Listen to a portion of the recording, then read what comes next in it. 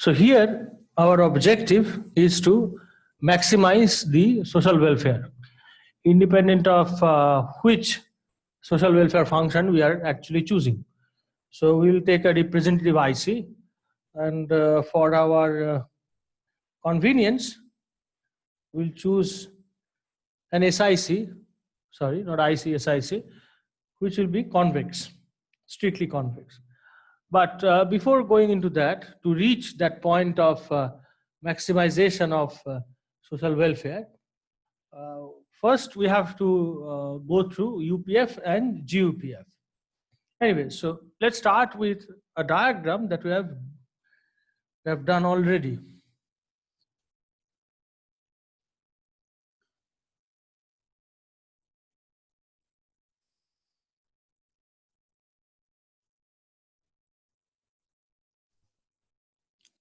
Okay.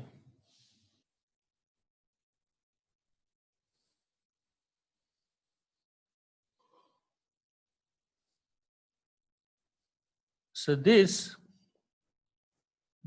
is our PPF, and this box, it is our Edgeworth box. Now, obviously, with two individuals, A and B, they are our individuals like earlier. And let's just say that this is our contract curve. Now we are going to choose 3 points on this efficient curve. So let's say this is the one of them is this one. Okay. One of them is this one. And here is the last one. Okay. And let's say they are C, D, and E. Now, take this point M. What is M? M is basically the point which shows the maximum available goods, right?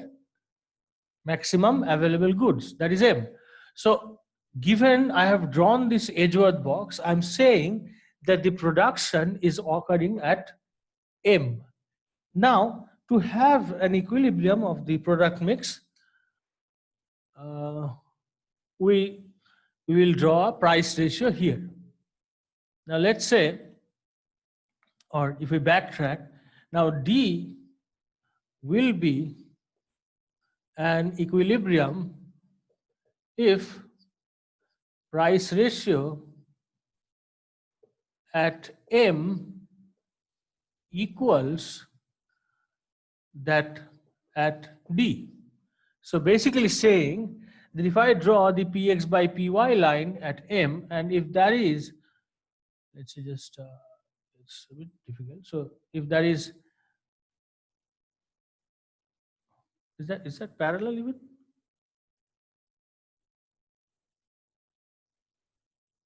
Okay, it is, I think that it is more parallel to E than D.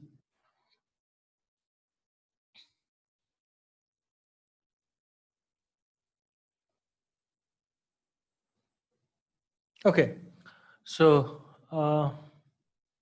anyways, so let's just change them. All right, so C, E, and D. That doesn't create a problem, but okay, anyways. So the idea is that, so our D will be an equilibrium if this Px by Py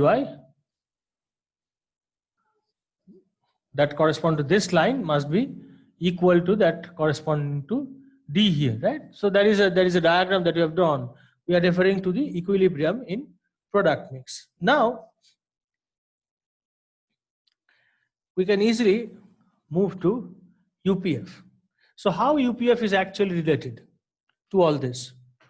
UPF is drawn with the same motivation that is behind PPF. So in UPF, what we do is we will choose this UA and UB space, okay?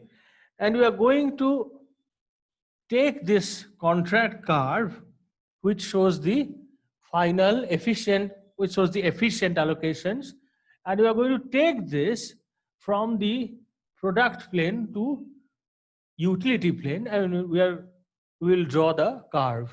Okay, so and that will become our UPF. It is similar to PPF, just the difference is that in PPF, from the input space we moved into the product space. So here from the product space we are moving into utility space, and the reason is pretty obvious.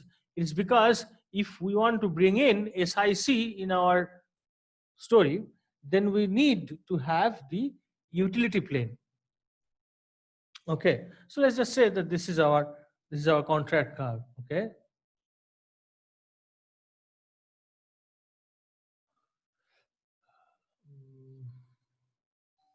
let's draw like this, or will it be this now?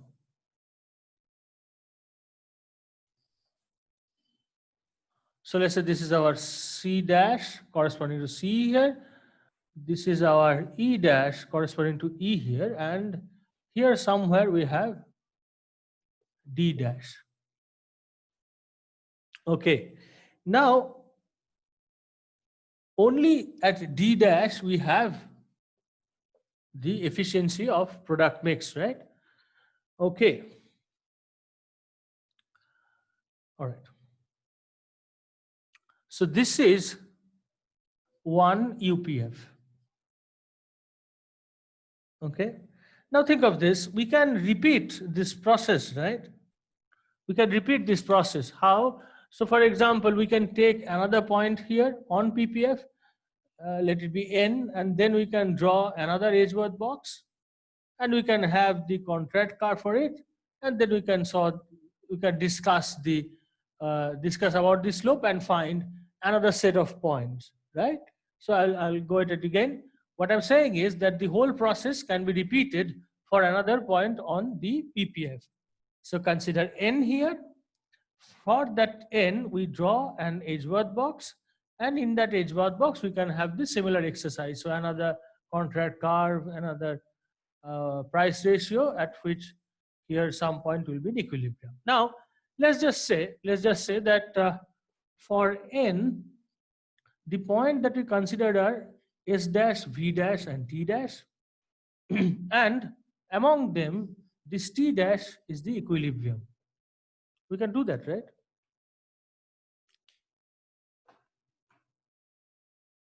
We can do that. So what I'm saying is that probably we have this kind of point here, S, V, and T. And if we draw the UPF here again, which corresponds to these 3 points, then it may look like this.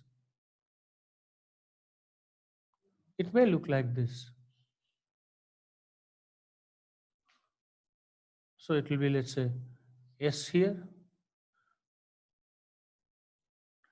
and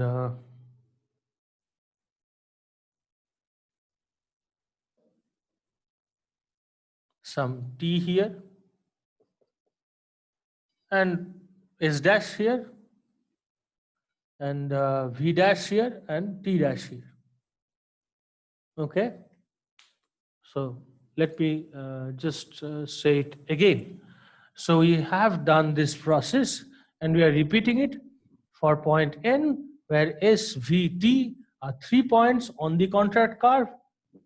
The corresponding UPF is this one, okay, and S dash, V dash, and T dash are S dash, V dash, and T dash are the 3 new points. So this is another UPF. Now, on the older UPF, D dash is the equilibrium point, and the new UPF, T dash is another equilibrium point. So if I repeat the exercise for all these points on the PPF, okay, if I repeat this,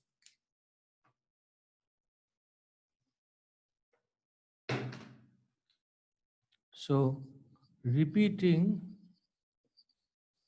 the process for each point on PPF, what will I get? I will get, let's say, a curve of this kind, okay, which will start from here, right? And it will touch D here, and it will touch T here and go like this. Now, the reason I have purposively taken this D dash and T dash like this is that do not get this idea that GUPF, okay, so this is, first of all, this is GUPF. So this is our grand UPF. Okay, so this is our grand UPF. The reason of taking D dash and T dash in this manner is to just make sure that you don't get this idea that somehow GUPF has to be concave, okay, or GUPF has to be something which is the envelope of this UPFs, okay. They are not. So before going further, I'll say this, and this is very important. This is, so, two common misunderstanding that may never be with you. Number one is GUPF is not an envelope of UPFs. It is not. All right. So do not confuse it between all those between short run, long run cost function, or any kind of any kind of those things. Number two is GUPF is not necessarily concave. No, it is not. All right. So that's why we have taken this peculiar looking GUPF, which is concave initially, then it becomes convex, and then again concave. So it doesn't matter really. Okay. So are we clear till this point? We had this general equilibrium. From that we have taken, so from contract curve we have drawn UPF, okay, and on that UPF we have taken only that point like D dash and T dash which are the general equilibrium points, and then connecting all those points drawn for each point on the PPF, we have got grand utility possibility frontier, GUPF, which is not an envelope, which is not concave like PPF. Okay. Okay. So now we will move on to maximizing social welfare. So one part of maximization of social welfare, is already done, and that is drawing the SIC, and the other part that was left, we just did it. It is GUPF. So maximization of social welfare involves two entities, GUPF and SIC. Okay. Now we are going to erase that diagram and we are going to draw one new diagram. Okay.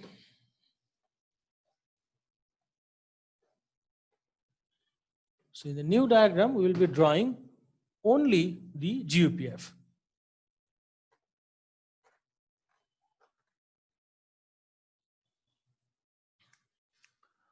Okay.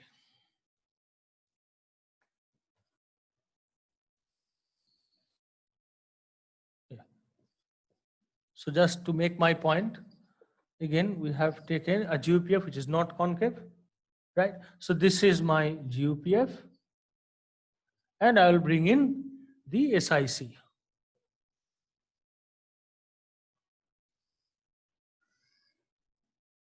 So these are my SICs. So SIC1, SIC2, SIC3.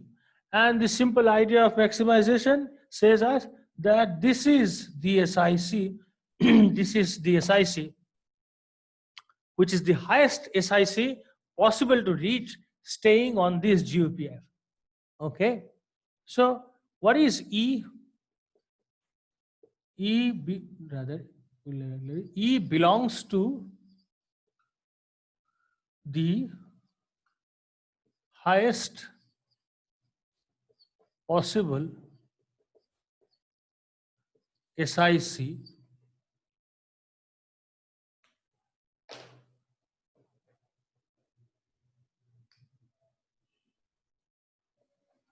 given GUPF, right? So how is this maximizing social welfare? How is this? See, GUPF shows us on GUPF it is guaranteed that shows each and every point shows that willingness to exchange in part of the consumers at which the general equilibrium conditions are satisfied. So on GUPF, each point carries that willingness of exchange at which the production and consumption or the composition of output is at par. Now, SIC is something which shows what kind of which shows the possible bundles of utilities for individuals which will guarantee the same level of welfare, right? So at E, what is happening? At E, the welfare that corresponds to SIC2, okay, that is the maximum welfare we can reach provided our the composition of output that we are dealing with here is efficient, okay. So that guarantees that the social welfare is maximized, okay. So now we'll state the result.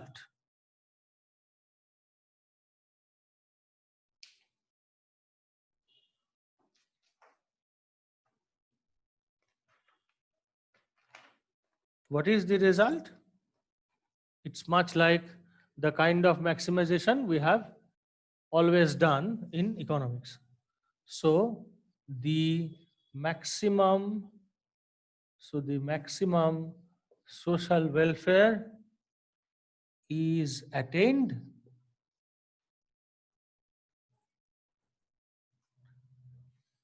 at that point where GUPF is tangent to SIC, right? So the result is that the maximum social welfare is attained at that point where GUPF is tangent to SIC. Okay. Now, combining general equilibrium and welfare, that is combining this activity of maximization of social welfare and the welfare theorems, we can have a far better result or a more general result, and that result is the concluding result. What is that result? That result is all welfare maximizing allocations are competitive equilibria.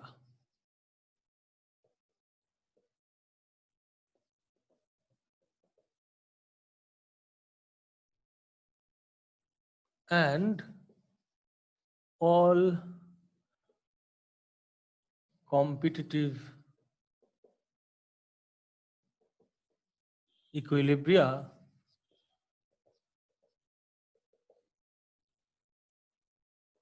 are welfare maximum for some SWF.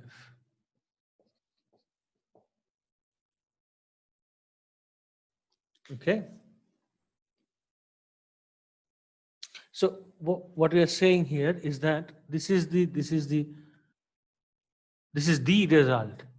So all welfare maximizing allocations. So that means the kind of allocations that we have just drawn, they are competitive equilibria. How? Because being welfare maximizing, they are on the GUPF, and being on GUPF, they are also Pareto efficient, right, in general equilibrium, and any Pareto efficient point by the second welfare theorem with assuming convexity or with initial redistribution can be shown as a competitive equilibrium. So welfare maximization connecting to GUPF, GUPF connects to Pareto efficiency, and that connects to competitive equilibria through the second theorem. Now, if we come around, then competitive equilibria are necessarily Pareto efficient. Now that we have seen from first welfare theorem. So if I draw a GUPF, then it will contain those points, right? But how will I ensure that each point on the GUPF, we can achieve each point on GUPF as social welfare maximizing? We cannot guarantee that. So what I'm saying is that if I just draw some GUPF, okay, now each and if I start with perfect competition, then each and every point, then each perfectly competitive equilibrium will constitute each of these points, right? Because perfect competitive equilibrium means it satisfies Pareto efficiency, so it will reach GUPF. So on GUPF, we have all those competitive equilibria. Now the question is, will any arbitrarily chosen point be welfare maximum also? That we cannot say. So to guarantee that any arbitrarily chosen point on this GUPF becomes welfare maximizing, we need to assume some form of SWF. So that's why here we are saying that all competitive equilibria are welfare maximum for some SWF. So what I'm saying is that if I want this point, okay, this point to be the welfare maximizing, given that it is competitive equilibrium. So if I want, let's say, this point to be SWF, then probably I need an SIC map which will go like this, right? Because otherwise I cannot have this point as equilibrium. So that's why for some SWF, okay, so to pick up one point on GUPF and to have that specific point as equilibrium, I need a specific or some specific assumption over SWF. Okay, so this is the result. So now we have, through GUPF, we have kind of summed up the entire general equilibrium scenario, and we have connected competitive equilibria and social welfare maximizing point. That's how these two chapters, these two topics, general equilibrium and social welfare, they are connected.